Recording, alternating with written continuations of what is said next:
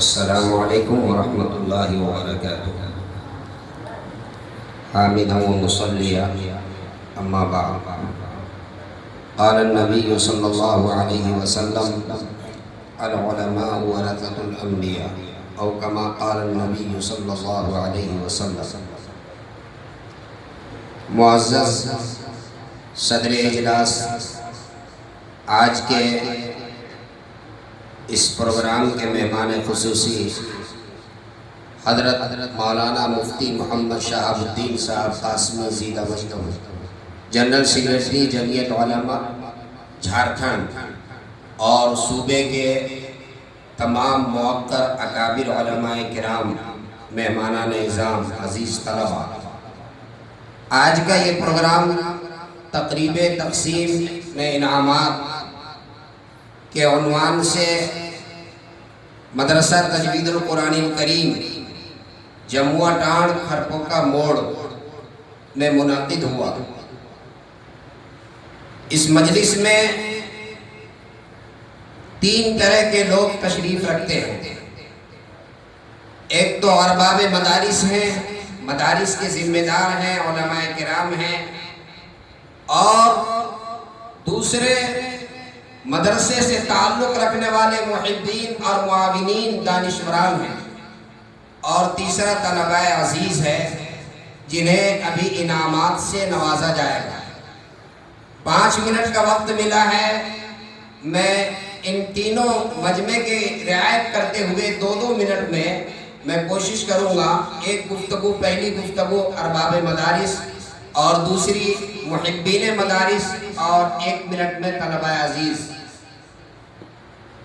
دارالعلوم دیوبند میں جب رابطہ مدارس اسلامیہ کا اجلاس اس سے پہلے ہوا، جب یو پی میں مدارس اسلامیہ کا سروے ہوا، شروع کیا گیا گورنمنٹ کے جانب سے ان مدارس کا جو غیر امداد یافتہ ہیں، تو دارالعلوم دیوبند نے اس موقع پر پورے ملک کے مدارس اسلامیہ کے ذمہ دار مربوط مدارس کے اراکین کو دارالعلوم نے طلب کیا، اور اس اجلاس میں جو کلیدی خطبہ ہوا اور جس چیز کے جانب ارباب مدارس کو توجہ دلائی گئی، اس کا خلاصہ اور نچوڑ 3 باتیں تھیں۔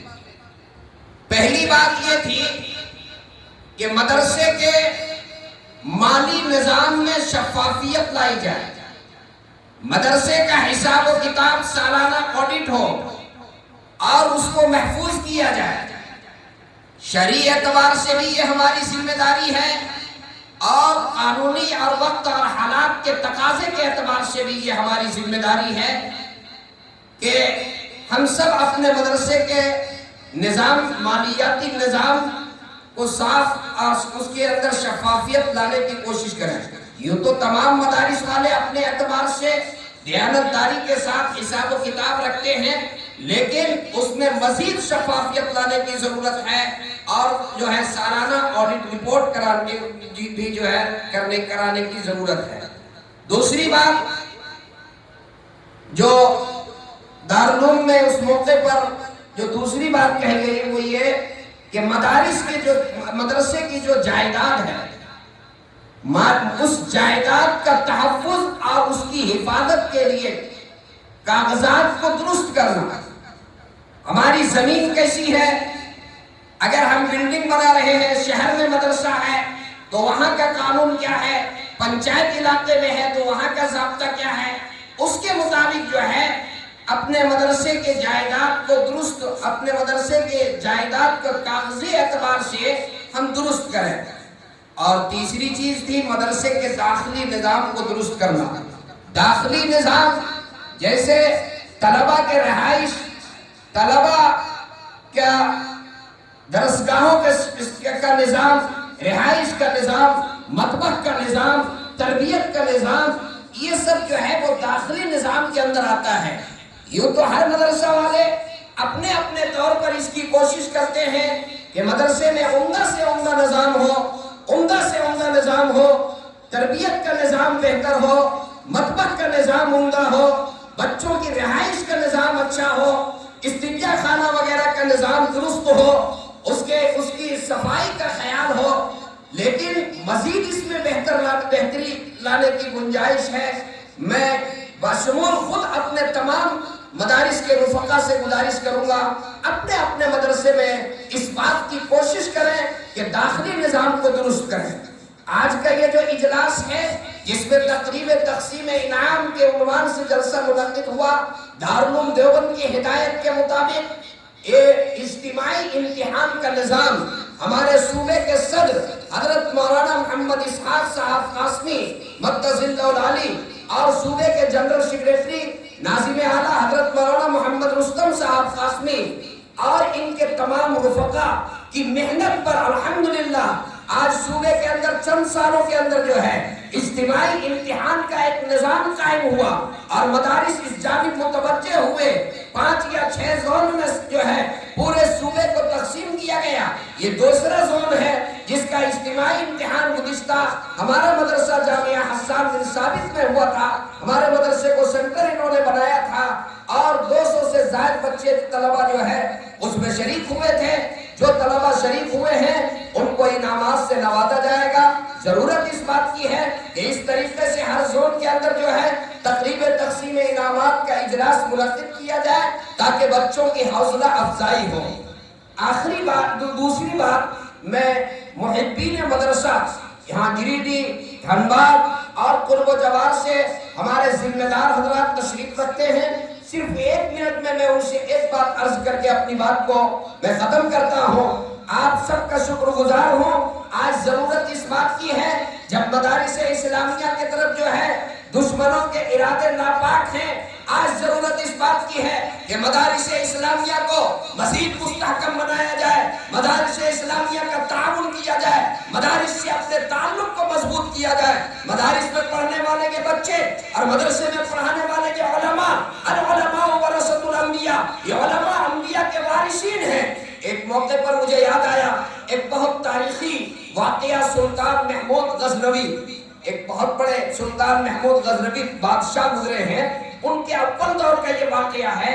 ایک روز وہ راستے میں چلے جا رہے تھے، قافلہ جا رہا ہے، سامنے خادم آگے جو ہے شاہی شمع روشن کر کے آگے خادم چل رہا ہے۔ اچانک ان کی نگاہ پڑتی ہے ایک مدرسے پر جس کی چہار دیواری چھوٹی ہے، وہاں پر اچانک نگاہ پڑتی ہے، اس مدرسے کا ایک طالب علم باہر نکلتا ہے اور مدرسے کے بازو میں ایک غیر مسلم کی دکان ہے، اس دکان میں گیس کی روشنی سے وہ اپنی کتاب کا مطالعہ کر رہا ہے۔ دوبارہ مدرسے میں جاتا ہے، پھر نکلتا ہے، پھر اس روشنی میں کتاب کھول کر کے مطالعہ کرتا ہے۔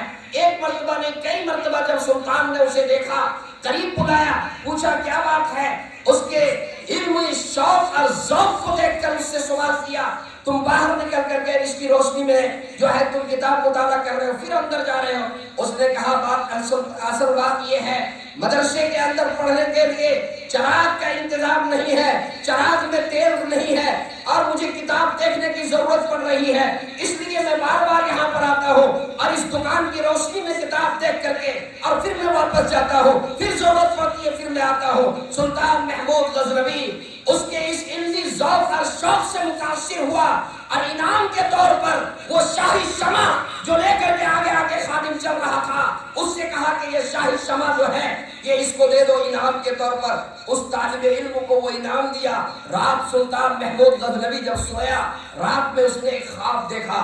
سلطان کو 3 صبح تھا اس کے زندگی میں، اس وقت ان کی اولی زندگی کا واقعہ 3 صبح تھا۔ ایک صبح یہ تھا کہ میرے باپ کون ہے، میں کیا سبب صدیق کا بیٹا ہوں، ایک شک یہ تھا۔ دوسرا قیامت کے بارے میں اسے شک تھا، اور تیسرا شک یہ تھا اس حدیث کے بارے میں، العلماء ورثۃ الانبیاء، یہ چٹائی پر بیٹھ کر پڑھنے والے یہ انبیاء کے وارث ہیں۔ یہ 3 شبہ اسے تھا۔ وہ جب رات کو اس عمل کے بعد جب وہ رات کو سویا تو خواب میں شہ دولت حضرت محمد رسول اللہ صلی اللہ علیہ وسلم کی زیارت ہوئی اور آقا نے جو جملہ ارشاد فرمایا اس کے یہ 3 شبہ 3 شک دفع ہو گیا۔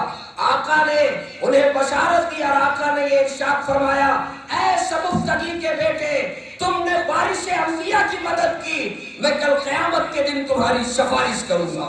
دیکھیے تینوں سوال کا یہ حل ہو گیا. صبح تھا کہ میں کس کا بیٹا ہوں, قیامت کے بارے میں شک تھا, اور اس حدیث کے بارے میں شک تھا. تینوں سوال کا جواب ملا. ایک وارث انبیاء, مدرسے میں پڑھنے والے مہمان رسول کے انعام اور اکرام کی وجہ سے اس قدر اتنا بڑا انعام ان کو ملا. پیارے آقا صلی اللہ علیہ وسلم کی زیارت ہوئی. علماء تشریف رکھتے ہیں, حدیث میں ہے من رعانی فقد رعا الحق. پیارے آقا صلی اللہ علیہ وسلم کو جس نے خواب میں دیکھا, آقا ارشاد فرماتے ہیں اس نے مجھے ہی دیکھا. اتنی بڑی بشارت جو ہے, اتنی بڑی سعادت انہیں ملی. میں اپنے تمام مدارس کے محبین سے گزارش کروں گا, جہاں کہیں ہمارے ضلع میں اور صوبے کے اندر مدارس چل رہے ہیں, آپ کا تعلق ان مدارس کے ساتھ جو ہے مخلصانہ ہو, اور مدارس کا آپ تعاون کریں. اللہ آپ کو جزائے خیر دے. آپ یہاں پر تشریف لائے, اور جو طلباء عزیز آئے ہوئے ہیں, میں ان سے کہوں گا آپ مزید محنت جاری رکھیے, تاکہ اس سال اگر آپ کا نام آیا تو کوشش ہو کہ آئندہ سال بھی پوزیشن میں میرا نام آئے. کسی کا نام نہیں آ سکا ہے تو وہ محنت کر کے کوشش کرے کہ آئندہ اس کا بھی نام آئے. وما توفیق الا باللہ.